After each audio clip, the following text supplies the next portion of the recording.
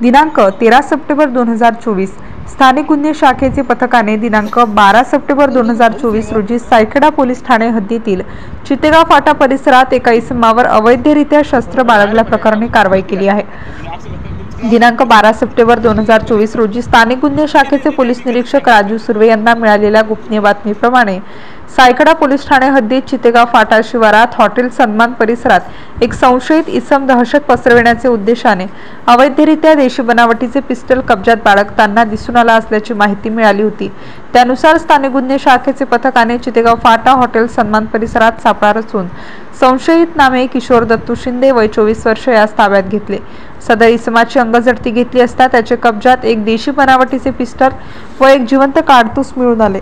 सदर इसम हा विनापरवाना बेकायदेशीररित्या घातक अग्निशस्त्र कब्जात बाळगताना मिळून आला असून त्याच्या विरुद्ध सायखेडा पोलीस ठाण्यात गुन्हा दाखल करण्यात आला आहे। आगामी कालावधीत अवैधरित्या शस्त्रे बाळगणारे इसमांविरुद्ध वरीलप्रमाणे कारवाई करण्यात येणार असून कोणीही इसम अवैध शस्त्रे बाळगून गुन्हेगारी कारवाया तसेच दहशत निर्माण करीत असेल तर नजीकचे पोलीस ठाणे संपर्क करावा असे आवाहन ग्रामीण पोलीस दलातर्फे करण्यात येत आहे।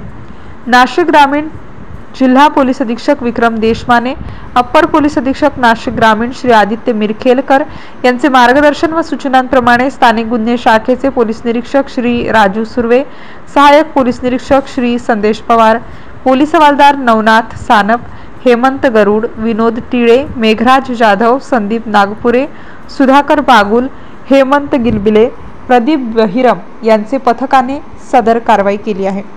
स्टार न्यूज साठी मोहसिन पठाण, नाशिक।